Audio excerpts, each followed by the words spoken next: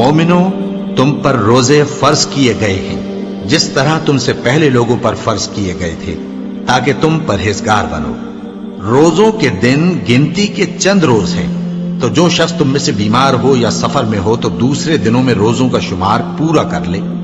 اور جو لوگ روزہ رکھنے کی طاقت رکھیں لیکن رکھیں نہیں، وہ روزے کے بدلے محتاج کو کھانا کھلا دیں۔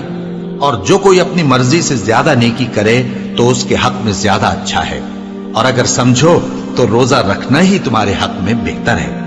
روزوں کا مہینہ رمضان کا مہینہ ہے، جس میں قرآن اول نازل ہوا، جو لوگوں کا رہنما ہے اور جس میں ہدایت کی کھلی نشانیاں ہیں، اور جو حق و باطل کو الگ الگ کرنے والا ہے۔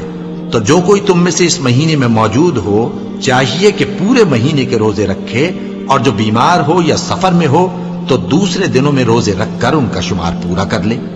اللہ تمہارے حق میں آسانی چاہتا ہے اور سختی نہیں چاہتا، اور یہ آسانی کا حکم اس لیے دیا گیا ہے کہ تم روزوں کا شمار پورا کر لو، اور اس احسان کے بدلے کہ اللہ نے تم کو ہدایت بخشی ہے، تم اس کو بزرگی سے یاد کرو اور اس کا شکر کرو۔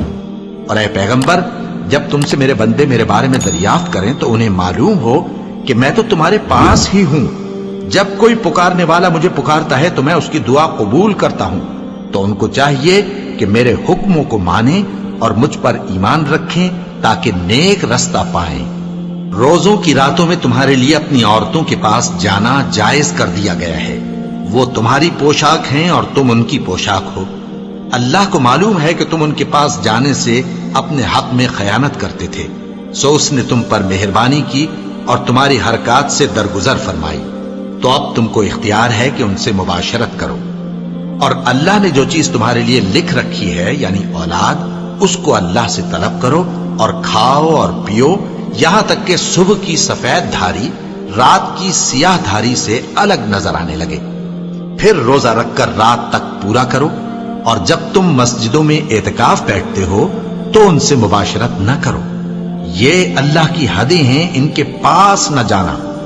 اسی طرح اللہ اپنی آیتیں لوگوں کے سمجھانے کے لیے کھول کھول کر بیان فرماتا ہے تاکہ وہ پرہیزگار بنے، اور آپس میں ایک دوسرے کا مال ناحق نہ کھاؤ، اور نہ اس کو رشوتاً حاکموں کے پاس پہنچاؤ تاکہ لوگوں کے مال کا کچھ حصہ ناجائز طور پر کھا جاؤ، اور اسے تم جانتے بھی ہو۔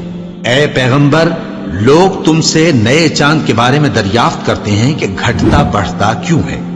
کہہ دو کہ وہ لوگوں کے کاموں کی میعادیں اور حج کے وقت معلوم ہونے کا ذریعہ ہے، اور نیکی اس بات میں نہیں کہ احرام کی حالت میں گھروں میں ان کے پچھواڑے کی طرف سے آؤ، بلکہ نیکوکار وہ ہے جو پرہیزگار ہو، اور گھروں میں ان کے دروازوں سے آیا کرو، اور اللہ سے ڈرتے رہو تاکہ کامیاب ہو جاؤ۔ اور جو لوگ تم سے لڑتے ہیں تم بھی اللہ کی راہ میں ان سے لڑو، مگر زیادتی نہ کرنا، کہ اللہ زیادتی کرنے والوں کو دوست نہیں رکھتا۔ اور ان کو جہاں پاؤ قتل کر دو، اور جہاں سے انہوں نے تم کو نکالا ہے یعنی مکے سے، وہاں سے تم بھی ان کو نکال دو۔ اور دین سے گمراہ کرنے کا فساد قتل و خونریزی سے کہیں بڑھ کر ہے، اور جب تک وہ تم سے مسجد حرام یعنی خانہ کعبہ کے پاس نہ لڑیں تم بھی وہاں ان سے نہ لڑنا۔ ہاں، اگر وہ تم سے لڑیں تو تم ان کو قتل کر ڈالو، کافروں کی یہی سزا ہے۔ پھر اگر وہ باز آ جائیں تو اللہ بخشنے والا ہے، رحم کرنے والا ہے۔ اور ان سے اس وقت تک لڑتے رہنا کہ فساد نابود ہو جائے اور ملک میں اللہ ہی کا دین غالب ہو جائے۔ پھر اگر وہ فساد سے باز آ جائیں تو ظالموں کے سوا کسی پر زیادتی نہیں کرنی چاہیے۔ ادب کا مہینہ ادب کے مہینے کے مقابل ہے، اور ادب کی چیزیں ایک دوسرے کا بدلہ ہیں۔ پس اگر کوئی تم پر زیادتی کرے تو جیسی زیادتی وہ تم پر کرے ویسی ہی تم اس پر کرو، اور